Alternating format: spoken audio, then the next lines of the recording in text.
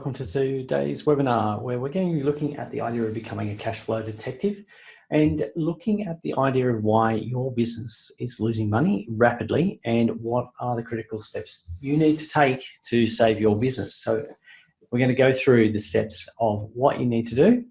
But before we do, a little bit of housekeeping, a little bit about me. My name is Paul Sweeney. I'm the founder of Premium Solutions Proprietary Limited, chartered accountants and certified business advisors. We work with businesses like yours. We've been doing so, or I've been doing so for over 25 years. I am also a registered tax agent, Mouse certified advisor with the Institute of Advisors, and also the host of the Business Behind Your Business podcast. So this information is general in nature. You should always get specific advice for your particular circumstances from appropriately qualified persons. So cash flow is important. We are looking at the idea of being a cash flow detective, and why does that matter, and why would we like to know more about our cash flow?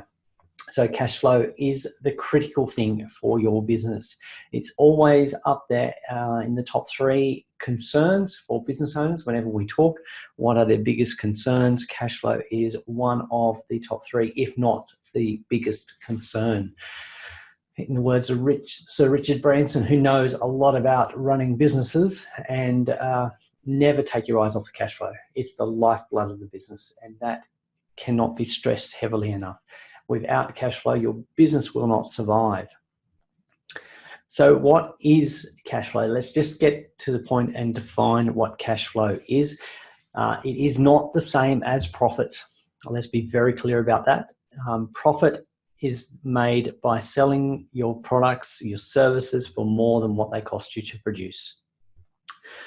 Cash flow, though, is more than just the profit. In fact, you can increase your cash flow for the business by using personal funds. So that's contributing your capital or your equity, money borrowed from the banks or from other people.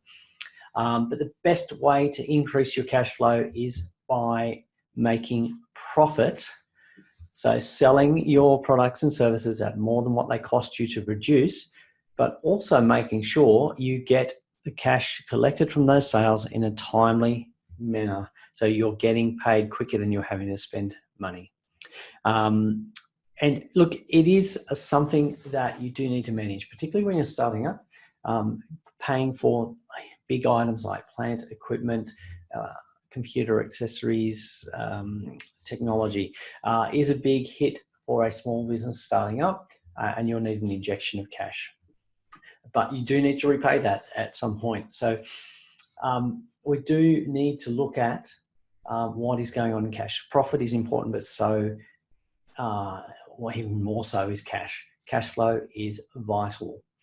So we want to see actual cash flow, not just the promise of being paid. So what are the clues that are evidence of poor cash flow? And we're going to go through and look at some of the causes of what creates a cash flow problem. We're going to talk a little bit about each of those types of causes and how they would result, like how they come about, and what we can. Then we're going to talk about how we can prevent them or rectify the problem. So we're going to look at there are 6 main clues or reasons why your cash flow would be in a bad state. And we're going to go run through those quickly, and then we'll look at them in a bit more detail. The first one is no supply. And no supply of cash coming in, it's just dried up. Okay, and that's a problem. And it might be that there's no sales. That is a particular concern for a lot of businesses at the moment. No sales means no money coming in. So there's no supply of cash. Blockages. This would come from things that are stopping you from getting paid. And it could be the time it takes you to deliver your product, or the payment terms that you've agreed with a customer, or maybe there was an issue with something that you did and the customer's not paying until that's fixed. So what are some of the blockages to you actually getting paid on time?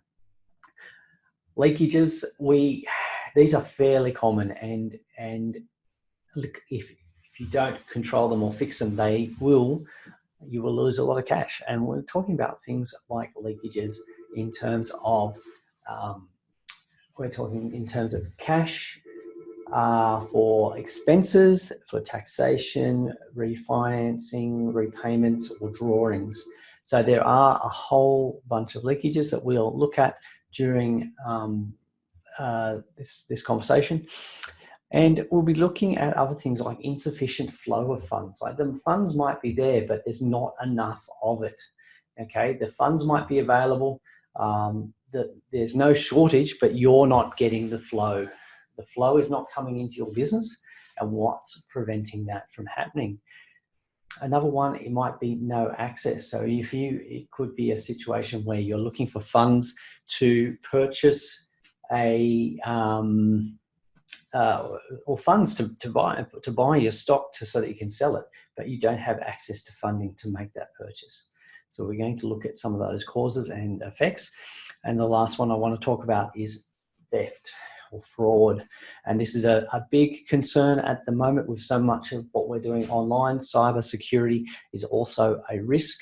And we are seeing a small business being hit by cyber crime, so theft, fraud, phishing, those sorts of things. So we need to look at all 6 of those different aspects because they have different effects and they come about your business in different ways. But the key thing is to stop the problem from getting worse. So now we've looked at the situation that we have a problem. Okay, there's no money in the bank. What is causing it? So the first thing we need to do is find the cause of it. So, and then once we find the cause, we can repair or eliminate the problem. Okay, if we don't know what's actually causing it, we can't fix it. So we need to identify. So, and this is where we need to get our detective hats and magnifying glasses out to have a close look at your business and see what is going on there. So why is your cash not flowing? Why is there no money in the bank? So let's have a look at that. So the first one we're looking at is no supply. And the big reason for this is no supply of sales income coming into your business. Now, it could be that we're in a market at the moment where things are really tough. They are really tight. We're in a downturn or a depression or recession. And people aren't spending money on your services. They don't want what you are selling, or maybe you're prevented from selling your services at this point in time.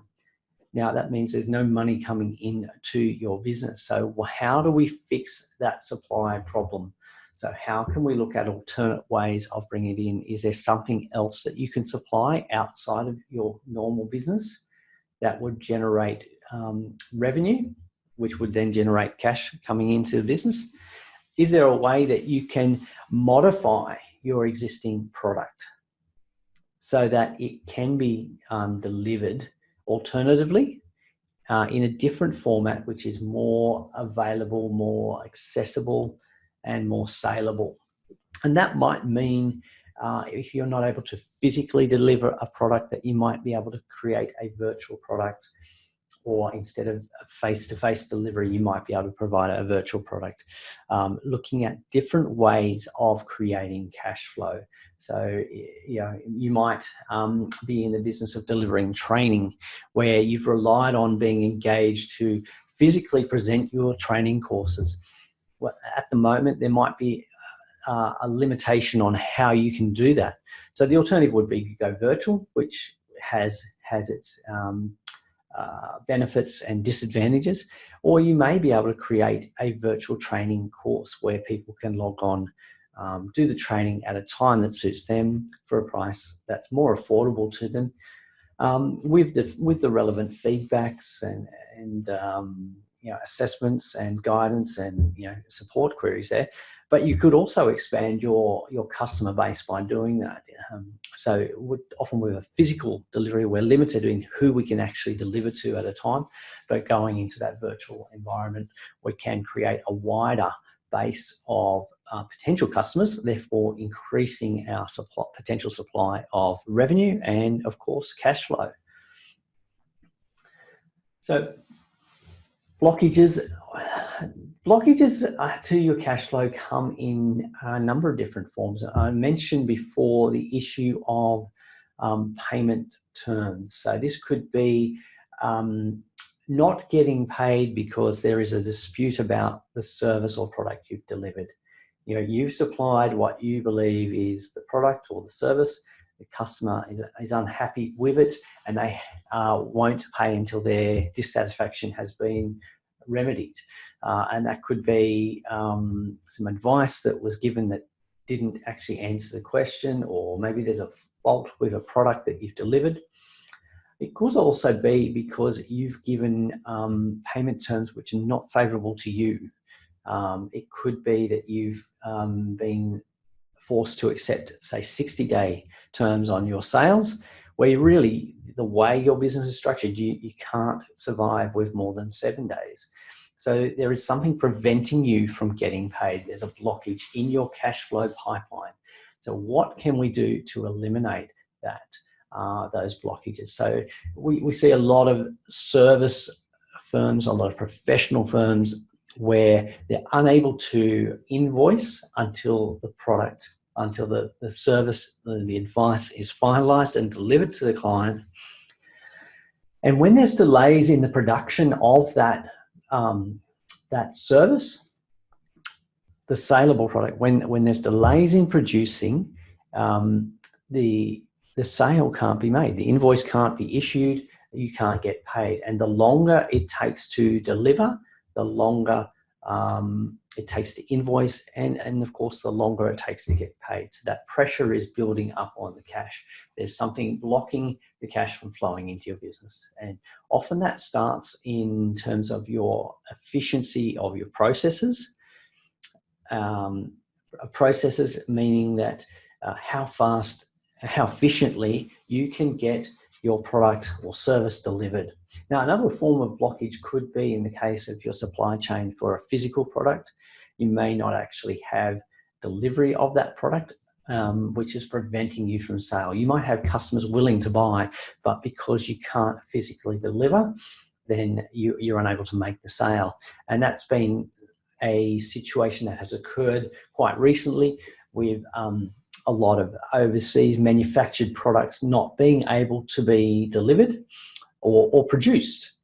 So there has been a shortage of well, again, we're coming down to this idea of lack of supply. There is a shortage of product, which means there's a shortage of your saleable product and a shortage of cash flow. So some of these cash flow problems that we have are linked. There are links between them. They are not just one type of problem.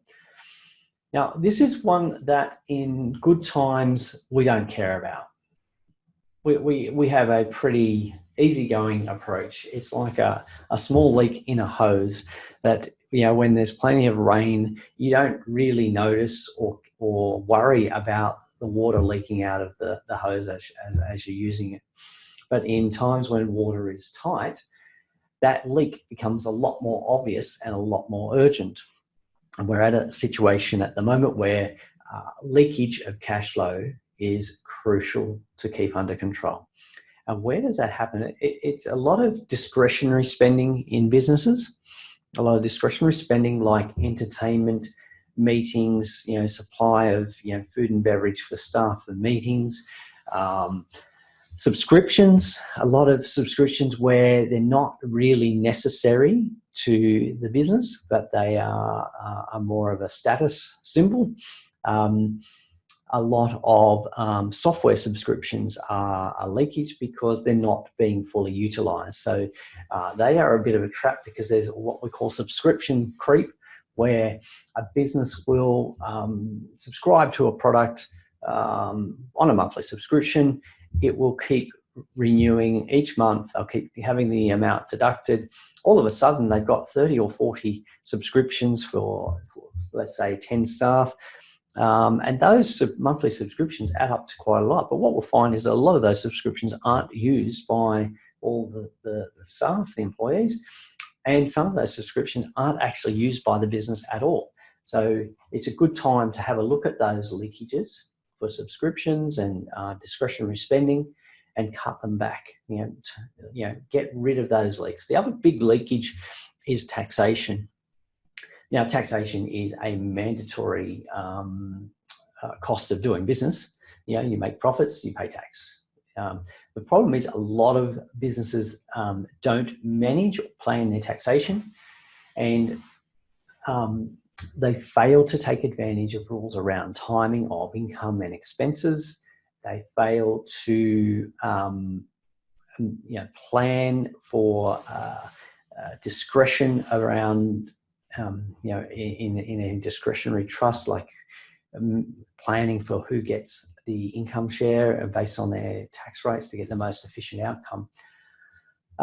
They also, one leakage would be in terms of what I call end-of-year tax-driven hysteria, where businesses will succumb to the advertising, the marketing hype around the end of financial year. They will spend money that they don't need to spend. They'll spend money on things that they don't need just to get a tax deduction. And that's quite it's become part of our culture that you don't want to pay tax, so you'll go and pay for a tax deduction for something that you're not going to use. So you'd be better off keeping the money and paying the tax, and you still have more in your bank account. So timing is everything. If you do need it, then buy it. Yes, but the timing in those end-of-year financial sales, you can get some discounts as other businesses are discounting to try and increase revenue towards the end of financial year or capture that hysteria as well. So beware of that end of financial year tax spending. And another area to be very wary of is the incentives for purchasing assets. So federal government often provide an incentive for small, medium businesses to invest in capital. They'll provide an accelerated tax deduction for it. Now, if you're paying for those assets out of your existing cash, there is a problem there because you don't get the tax deduction until you actually lodge your tax return. And that could be, following the trends of a lot of small business, it could be 5, 8, 12 months after you have actually outlaid the cash. So you're not getting the advantage of it. And it may be a case of, should you use finance to acquire that asset? Or more importantly, do you actually need that asset for your business? How is it going to generate income? If it's not going to generate income, then you probably don't need it unless there is another statutory reason why you have to have that asset. But there is a lot of unnecessary spending on assets which a business doesn't have justification for buying. So an insufficient flow of cash into your business. Now, this is a situation where there is plenty of cash available, plenty of sales opportunities to be made, but they are not flowing into your business. And what is the reason for that? What's stopping those sales, that money from sales coming into your business? And this is where your sales process, your marketing, your ability to convert leads or prospects into actual sales is important. Your future cash flow comes from your future sales, and your future sales come from your marketing activities today. Now, a lot of businesses don't invest in marketing. They don't invest in their future sales, particularly when times are good. When times are good, they'll rely on just that steady wave of new business or repeat business coming in the door. When times are harder or when sales dry up, though, it becomes very hard for those businesses because they've done nothing proactively to seek new sales. They are not marketing. And the big problem for those businesses is that their competitors are marketing. Their competitors have been active. Their competitors have been out there selling to prospects. They have been doing that through marketing strategies, through social media, through advertising campaigns, Google, Facebook. They have a plan in place for how they are going to acquire new customers, how they are going to make sales in the future, because they're working towards getting those future customers, those future sales from those customers. And that is what's going to create cash flow for those businesses in the future. Now, if you have not been doing any marketing, you might say, well, it's too late. Well, the best time to plant a tree on a hot day is 20 years ago. The next best time is now. So it is time to start marketing and start moving forward and creating those future cash flows so that you can have a sufficient flow of funds flowing into your business from that sales. We often call that a sales pipeline or sales funnel, where a lot of activity is generated and your prospects are coming into a funnel, and by a nurturing process and an awareness process, you gradually turn those prospects into a customer, and the sale will generate in the future. Very simply, that's how I describe it. Many marketing agencies would describe it much more succinctly and convincingly, but effectively that's what it is. No access to cash flow. Now, this is a situation where funds are not available when you need them. And it could be that you have a genuine cash flow shortage where you need funding, short term maybe, to meet a cash flow deficit, or maybe to pay for an order of inventory that maybe it's got to come from overseas and you've got to pay for it up front. But your current cash balance doesn't enable you to do that, and you might want short-term funding. What happens if there is no access to it? If the bank or the financial institution does not make that available to you because you don't meet their criteria? And that is a situation that can be avoided, but we're seeing a lot of that at the moment, where under these SME guaranteed loan schemes, that there is an expectation that banks will be making these funds available. But there are lending criteria that the banks are applying, and often businesses don't meet them because they haven't done the work beforehand. They haven't demonstrated that their business does have a good, solid cash flow and will be able to repay at a future point, because it is still a business case for the bank. It is not a free-for-all. And the last cause that we're looking at here is theft, and we are seeing small and medium businesses being hit by this quite regularly. They are a target for this, and this comes in not just the huge, big, newsworthy cases, but also in the small cases. The fake invoice that is sent through that the administrator of your business or the bookkeeper actually pays because it's under the limit, and it looks like it's come with your approval, or it's close to a legitimate expense, so they've just paid it or authorised it for payment, and you're busy, so you've agreed to pay it. Changes to employee bank details that have not been authorised, or suppliers' details. So maybe one of your suppliers has been subject to a cyber attack, and they've had some of their details stolen. They've then sent you an invoice with incorrect bank account details. You don't bother to check the bank account details, and you pay to the criminal rather than your supplier. The supplier rings up and says, you still haven't paid me. So we have an issue where money has been stolen. And of course, without having controls in place in your own business, theft and fraud is also always going to be a risk. And we have, seen many cases in the past where administrative staff or bookkeepers have fraudulently taken funds from a business, and it's not a good situation to be in. So we've talked about a lot of the causes of a cash flow problem and why you need to be on top of them, where you should start looking. And some of the other things that we've talked about or we haven't talked about, but they're linked, is selling your products or services at the wrong price, at too low a price, so you're not making enough profit on each sale. So that is an issue, and when the price is competitive, you've got to have other reasons for why the customer will pay you that price, because of either the service or quality, or loyalty, which is still there in some ways. Not managing cash flow efficiently, and looking at those things like ignoring the leakages, ignoring blockages,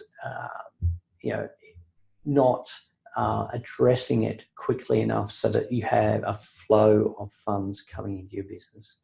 One here that is also a leakage is using the wrong type of finance by paying too high an interest cost on your borrowings. And really, a lot of cash flow problems are due to underlying problems with either your production, your sales, or your management processes, which is interrupting the flow of payments from your customers. So it all links back. All of these cash flow problems, these causes, are symptoms of problems with your business. So we need to find out what is there. And the first place to start there is to actually get close and know your figures, know what is actually going on in your business. That's the best place to start. Get an idea of what exactly is going on with your figures. And there are lots of tools around for doing that. So there are lots of different tools for knowing your figures. So now let's just park that there, because we do need to know what's going on. But there are some immediate things you can try and do, and some of them you should actually not do. And we're going to just say why that's the case. We need to know what's going on in your business, but let's have a look at some of the things that you should not do or should do. Be very wary about delayed payment arrangements. What is actually going on there? Is the requirement for a delayed payment meaning that you have to purchase a particular quantity that you don't need, that the business is not going to be able to sell? And we see a lot of businesses get stuck holding too high levels of stock because they bought in bulk for a quantity that they couldn't sell because they had no forecasts. They had they weren't monitoring which products actually sell. Or they don't have a good inventory system and they ordered 10,000 units of something that they've already got 5,000 on the shelf and they haven't sold in the last 3 months. Those sorts of things happen. Marketing strategy, you do need to have one. That is a crucial thing because that creates your future cash flow. Your future cash flow comes from your future sales to your customers in the future and your new customers in the future. So you do need to have a marketing strategy. Cost reductions, we talked about these leakages, and managing debts. So the finance, what can be repaid, can you get better terms, what's the interest rate, looking into those things. Landlords, there's some options at the moment where landlords are offering some concessional rates of rent, and we just need to monitor that situation. But we're critical in knowing all of these things is planning what you are spending. What do you need to spend? What do you need to spend? And what your income is going to be. Is it going to be enough to cover that spending? So preparation is very important here. We can't just rush out and do it and have a great system, a great cash flow just instantly. We need to spend some time preparing for this. We need to have good systems in place. We need to be able to measure what's going on in our business, measure our cash flow, monitor it daily, plan for our future needs, and make sure it happens. Implementation is critical. It's one thing to have a plan, but it's no value at all if you don't actually implement it.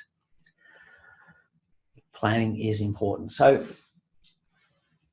let's look at systems first. We need to capture our data. Now, I'm a fan of Xero because Xero has made this process very easy for small, medium businesses. You need to capture your accounting data and you need to do it accurately, efficiently, and with the least amount of effort. Now, they have designed these systems for business owners to make it easy for you to capture that data and know what's going on. So if you are not already using a program like that, then you should be.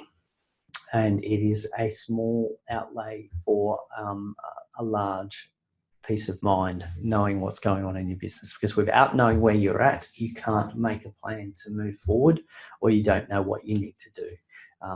So getting your bank data and your accounting records in payroll captured correctly and reported correctly, you must use a system like Xero to do that. And then get your data in there. So the easiest way to get data in, because we want to avoid a situation where things take too long so they just don't happen. So my go-to here is Receipt Bank for capturing your expenses, and this will integrate with the accounting packages so that you are not having to manually enter data. It does go, your expenses, your outlays are captured and sent across to your accounting system and reconciled with your payments. And all your reporting happens in your accounting system. Very important, because we don't want to make things difficult. We want to make the system as easy as possible for you and your team to implement. So there are ways to work out, and there are a lot of tools around to work out how much cash you need. Some of them give a very quick visual outlay. Of course, the data, and in terms of here, we're looking at the mouse cash flow burn calculator here, which is quite a simple tool, but very good at showing you visually very quickly what you need to do. So we're looking at very simply, what's cash coming in, what's the cash going out, and what's your cash on hand. Now, those rough figures you can pull from your accounting system as a starting point. This is a starting point, and what the purpose of this is to show is how much cash, how many months of cash do you actually have on hand. So if you didn't make any future sales, how many months would you be able to survive before you needed to inject funds into your business? Tools for forecasting, we use Spotlight reporting, and the reason we use it is it integrates with the accounting system using that same data already, and allows you to look at different scenarios. So what would happen if your sales dropped by 20%? What would happen if they increased by 50%? If you injected a loan, what would be the implication? How do we manage our tax payments? So knowledge is power, and having those systems in place, using those tools to help you grow your business, but not just grow your business, but grow it profitably with good cash flow. So using those tools to know where you're at, to capture your data, to measure it, and you can use the reports that are available in those systems to tell you exactly what is going on, and to plan. What do you need to do? How much cash do you need? So if you know you're burning $100,000 of cash per month, then what does your level of sales need to be? And then that comes into the marketing side as well. So making sure that you are generating those future sales. And that's where you need to have a marketing plan. You need to get advice here, because it is a specialist field. Get advice on your marketing, but how do you capture information about your customers? How do you communicate with them? And one part that's often left out of the marketing and sales planning is your customer relationships and how you manage that. And that's where the CRM tools that are out there are a big help in terms of helping you to communicate with prospects and current customers, helping you to identify what your customers are interested in, when they last bought from you, what their interactions were. Are they an advocate? Are they just happy, or have they not bought from you for a while? How do you communicate with them? What sort of products are they interested in? And using that data from your CRM system, your customer relationships, to sharpen your marketing efforts and to expend your energy and your money in the right areas that's going to deliver the most results for you, or the best results for you. Marketing strategy without the knowledge of who your customers are and what they're interested in is a bit like flying blind. You'll get somewhere, but it probably won't be where you need to be.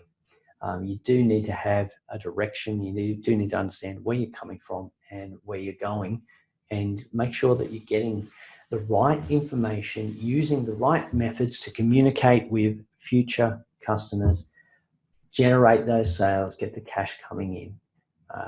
So those steps are important. So if you're looking for some more advice, some more tips on cash flow, we do have the ebook available on how to start improving cash flow today. And that can be downloaded from Premium Solutions website. So take a look at that. We just going through. So we've talked about what are the causes of cash flow problems in your business. We've uncovered them, we've discovered them. There are clues there in your business about what's going on. You need to follow that through, identify those clues, find out why they exist, what's causing the problems with your cash flow, and you need to repair the broken cash flow. You need to repair the water supply or the cash supply. You need to get rid of those leakages and make sure you have a solid, constant flow of cash coming into your business. So we're here to help. So if you need help in this area, reach out to us either through our website or through our social media at pretiumsolutions.com.au, and we'll help you identify the areas where you have a cash flow problem, what's causing that, and then what are the steps you can take to have a solid cash flow that is flowing constantly into your business, that you are not going to have those sleepless nights worrying about how you're going to pay your customers, your suppliers, how you're going to pay your employees, or how you're going to pay for your living expenses. We want to generate a profitable business that has a good, solid cash flow so that you can enjoy those things that are important to you and why you went into business in the first place. So it's time to put that detective hat on and look at the causes of what's causing cash flow problems in your business and make a plan to fix and strengthen your cash flow.